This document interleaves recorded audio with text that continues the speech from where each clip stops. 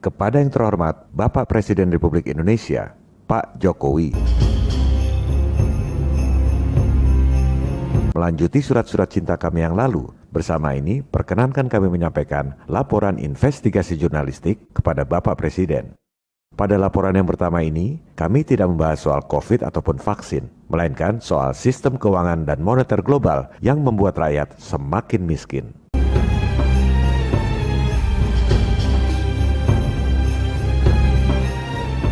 Semua ini berkaitan karena konteks investigasi jurnalistik kami adalah kebohongan global yang diterapkan dalam sistem, sehingga semua orang, termasuk para pakar, tak sadar dan tak pernah mempertanyakan.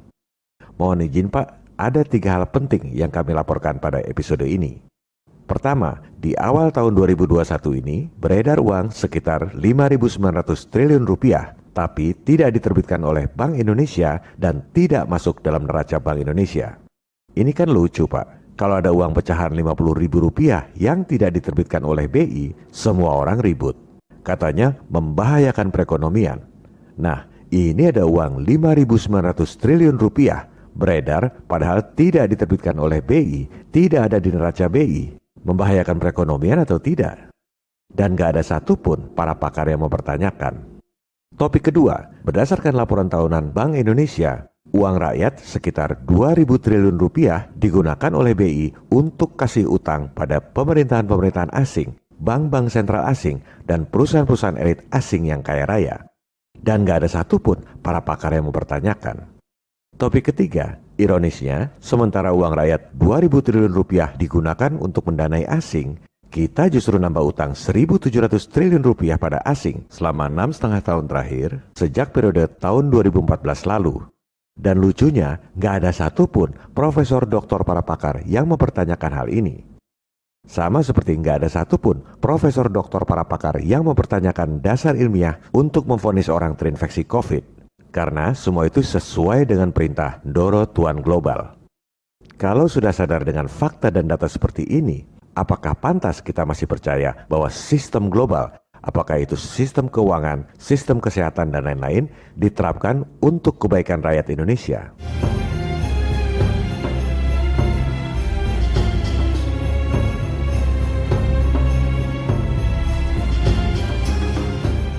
Laporan investigasi jurnalistik ini kami sampaikan sesuai dengan fungsi pers untuk mencerdaskan kehidupan bangsa dan sesuai misi pers untuk mengawal tujuan bernegara. Kita mulai dari topik yang pertama tentang uang 5.900 triliun rupiah yang diedarkan bukan oleh Bank Sentral.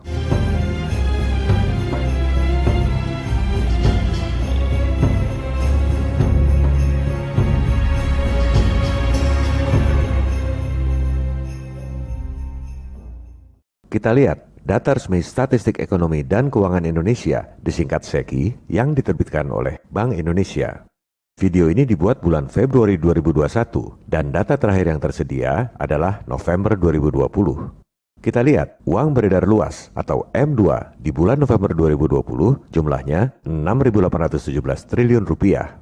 Kita catat, rupiah dalam peredaran di Indonesia yang berbentuk M2 jumlahnya 6.817 triliun rupiah. M2 adalah uang kertas dan koin atau M0 ditambah cek dan giro atau M1 ditambah tabungan dan simpanan jangka pendek M2. Ini belum termasuk M3, deposito jangka panjang, pasar uang, dan lain-lain. Artinya, uang yang beredar itu sebenarnya jauh lebih banyak lagi. BI ini mengikuti Bank Sentral Amerika, Federal Reserve, yang sudah tidak mau mengumumkan uang M3 dalam peredaran sejak tahun 2006. Ini adalah settingan, sehingga 2 tahun kemudian ketika ada krisis ekonomi Amerika 2008, Fed melakukan bailout sampai $29 triliun, uang yang beredar sudah tidak terlacak lagi. Bayangkan, di Indonesia kasus bailout Bank Senturi yang juga terjadi di tahun 2008, 6,7 triliun rupiah saja sudah geger. Di Amerika, bailout $29 triliun itu sekitar 56.500 triliun rupiah.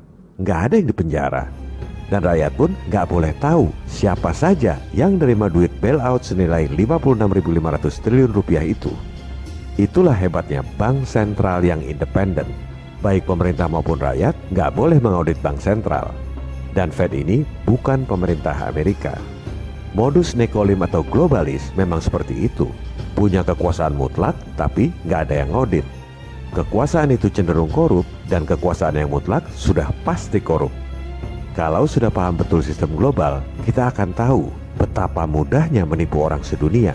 Karena kebanyakan orang hanya nurut pada ndoro-ndoro tuan Fed, IMF, World Bank, WHO, dan lain-lain. Padahal nggak ada yang audit. Kembali pada statistik BI.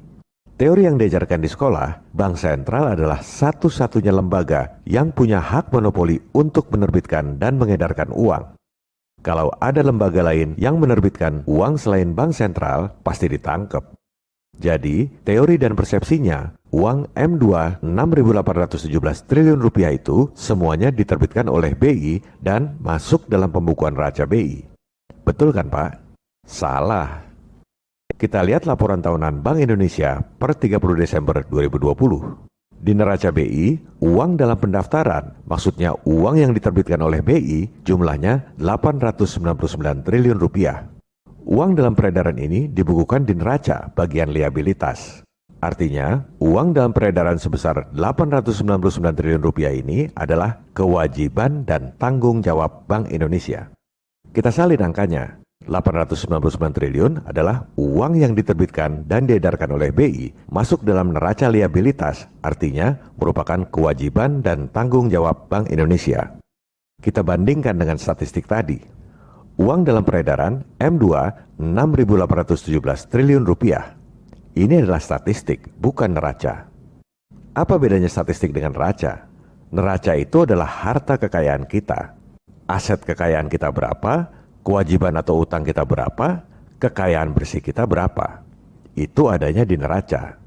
Statistik itu bukan harta kekayaan. Misalnya, saya ini petugas penitipan sepeda. Tugas saya nyatet jumlah sepeda yang dititipkan pada saya. Katakan jumlahnya 10 sepeda. 10 sepeda yang diparkir di situ bukan punya saya, nggak ada di neraca saya. Dari kedua angka ini, artinya ada sekitar 5.900 triliun rupiah uang sah yang beredar tapi tidak masuk dalam neraca BI. Bukan kewajiban dan tanggung jawab BI. Kenapa? Karena memang uang sebesar 5.900 triliun rupiah itu tidak diterbitkan oleh BI. Kalau jumlah yang tercantum di neraca BI, 899 triliun itu pasti ada SK-nya. Nggak usah nanya pun kita percaya, karena ada di buku neraca yang sudah diaudit. Tapi kalau yang 5.900 triliun itu nggak ada SK-nya. Tidak ada di neraca liabilitas BI, artinya bukan kewajiban dan tanggung jawab BI.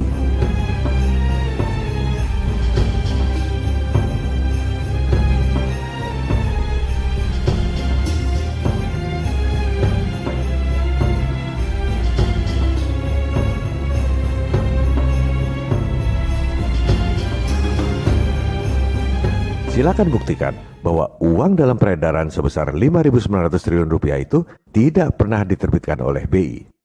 Mohon agar Pak Presiden atau para anggota DPR atau rekan-rekan pers dan juga para pemirsa rakyat Indonesia minta kepada Bank Indonesia mana surat keputusan BI untuk menerbitkan uang sejumlah 5.900 triliun rupiah itu. Jangan hanya opini atau pendapat, tapi minta fakta dokumennya. Sudah pasti nggak ada. Karena memang bukan BI yang menerbitkan, makanya nggak ada di neraca BI, adanya di statistik. Melihat fakta dan data seperti ini, pasti banyak bantahan gagal paham. Pertama, orang yang gagal paham akan berusaha membantah. Yang 6.800 triliun itu kan M2, yang diterbitkan oleh BI adalah M0. Itu adalah hal yang berbeda.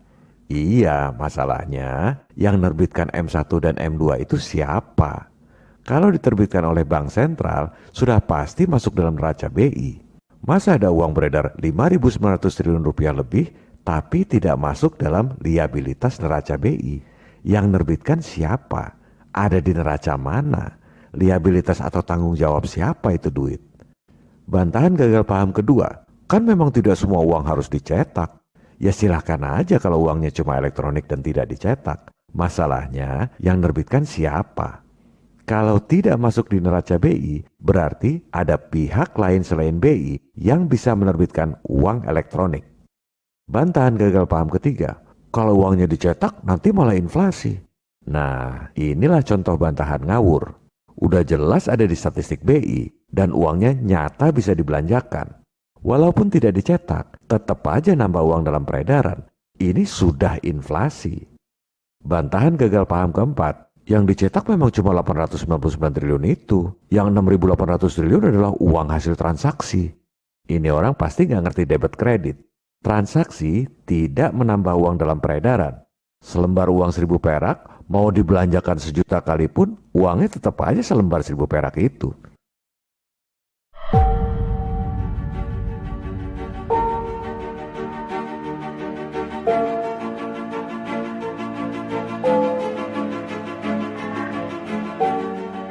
Lantas, kalau bukan BI yang terbitkan, siapa yang terbitkan uang sebesar 5.900 triliun itu? Ini baru pertanyaan bermutu. Kita bedakan dulu antara nyetak uang dengan menerbitkan uang. Kalau nyetak uang, yang nyetak peruri. Tapi yang menerbitkan uang itu BI. Peruri cuma tukang cetak. Yang bertanggung jawab liabilitas neraca adalah BI. Itu kalau uang kertas dan koin yang 899 triliun itu. Sudah pasti betul, nggak perlu dipertanyakan.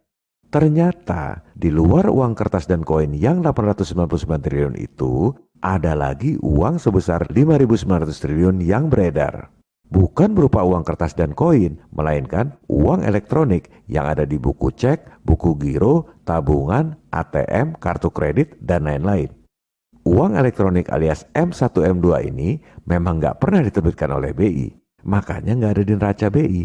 BI tidak bohong, hanya mengikuti sistem global yang diajarkan di sekolah. Saya sudah jelaskan panjang lebar selama 1 jam di episode 16. Ini adalah akibat dari sistem fractional reserve yang diadopsi dalam Undang-Undang Bank Indonesia tahun 99 yang ditandatangani oleh Presiden Habibie. Dalam Undang-Undang BI disebut Giro Wajib Minimum atau GWM. Sistem fractional reserve ini digunakan oleh Bank Sentral Amerika, makanya disebut Federal Reserve. Elit globalis ini memang niat membanjiri perekonomian dengan uang dari langit tanpa modal.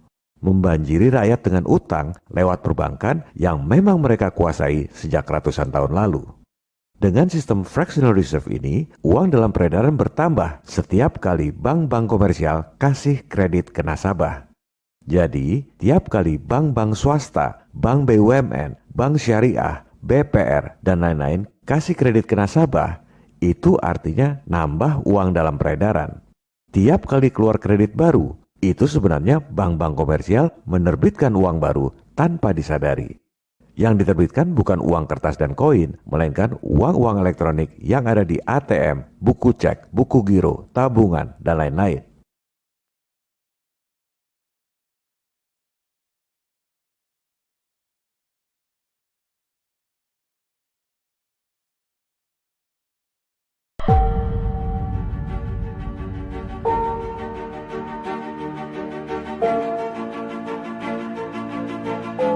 Paper money is created by the central bank. We can read that on the banknote. If anyone else tries to create this kind of money, and if they get found out, they will go to jail for counterfeiting. Electronic money, however, is a little trickier. The accounts that we have in our banks are called deposit account. And that may sound as if, okay, so this kind of money is just this kind of money deposited in the bank. And in principle, that could be the case. It is, however, very misleading in terms of understanding how money works in the economy. Because electronic money is created by commercial banks when they issue new loans.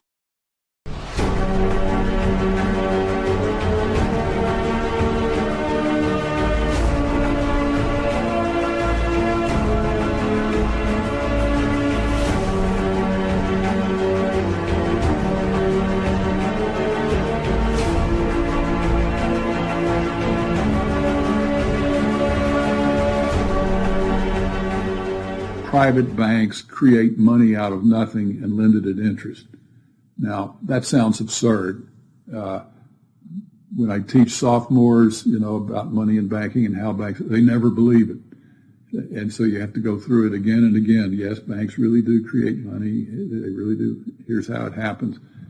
And it's absurd, and they're right to doubt that could possibly be what's really going on. But it is.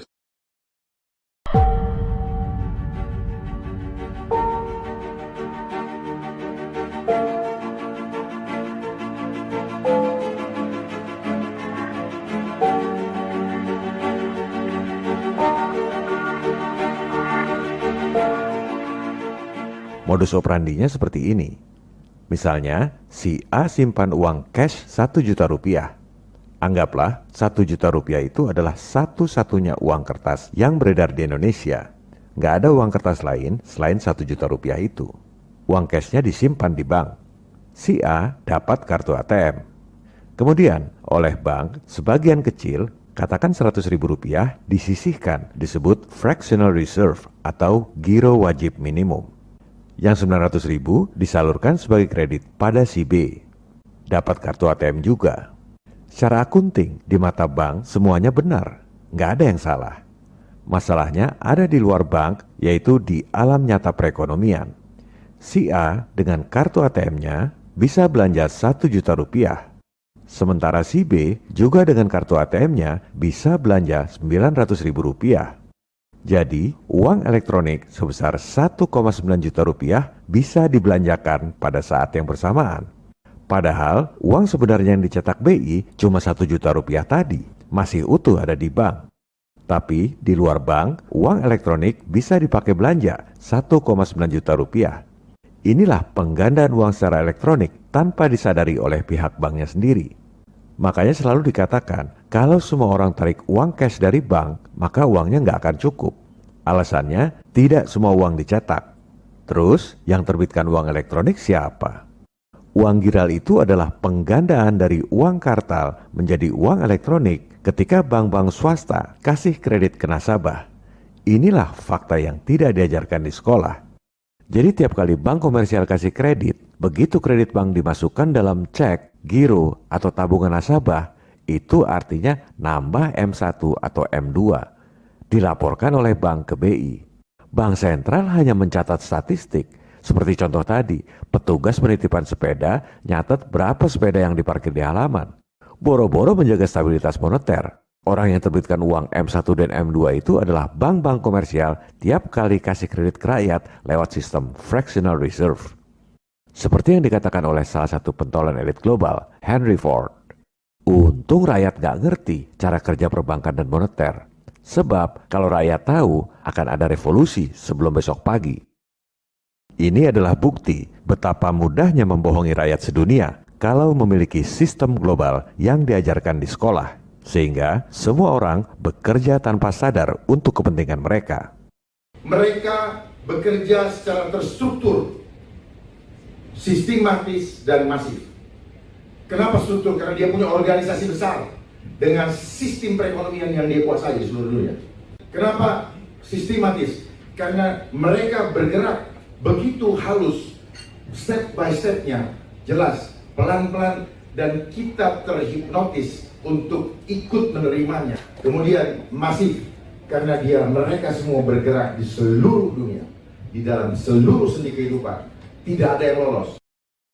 Pada episode 28B mendatang, kami akan laporkan kepada Pak Presiden bahwa uang rakyat sekitar 2.000 triliun rupiah digunakan oleh BI untuk mendanai pemerintahan-pemerintahan asing, bank-bank sentral asing, dan perusahaan-perusahaan elit asing yang kaya raya dengan bunga yang relatif rendah.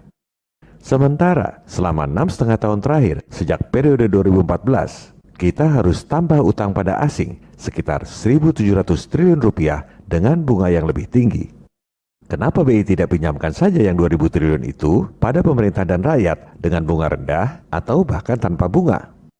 Pasti banyak yang nggak setuju karena tidak sesuai dengan kitab suci baru, pasar bebas, independensi bank sentral, new normal, new world order.